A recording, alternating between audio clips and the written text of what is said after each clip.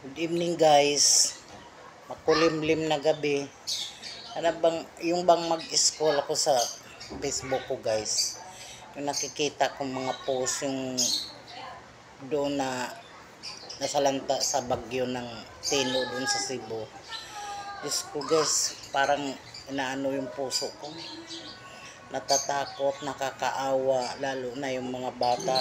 Yung kanina lang nakita ko na yung isang tatay na sinira na lang yung kisame ng bahay nila para lang sila makalabas, makapunta sa bubong. Naawa ko guys kasi may bata, tapos may matanda. Sobrang awa ko. Parang sabi ko, Diyos ko po, kawawa naman Lord, tulungan mo naman sila.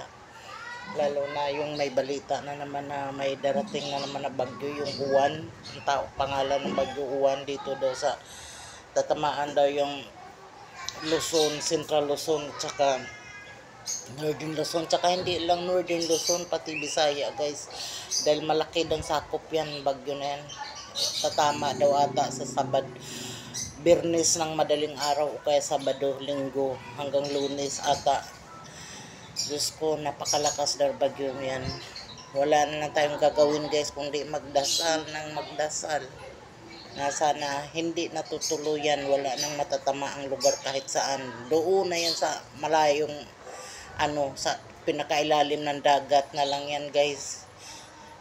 Ni Lord, sabi ko nga Lord, ikaw nang bahala kasi mga hindi naman hula yan guys, yung balita sabi ko. Tapos yung napanood ko rin yung hula ni Baldwin na mapuro yung puro sabi yung mga disgrasya na mayroong bagyo na malakas na sana daw yung babangka na lang daw yung tao dahil sa sobrang laki ng baha, ganyan.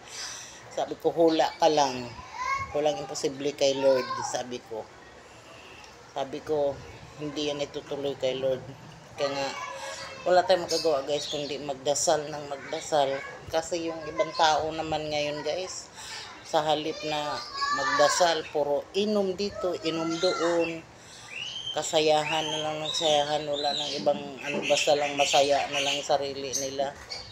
Pero pag nandyan na, dumating na sa puntong nandyan na, tsaka sila tatawag kay Lord, Lord, tulungan mo kami, ganyan. Nung wala pa, hindi nagdadasal.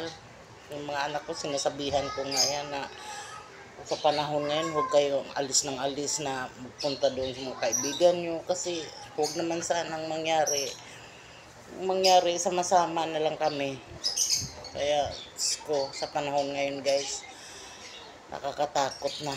Lalo na pag manunood ka sa Facebook nga, sabi ng galit ngayong asawa ko na, sabi, huwag ka nang magnood ng mga balitan ganyan kasi ninervyusin ka lang. Hindi mo maiwasan guys kasi pag nag-scroll ka ng doon makikita mo.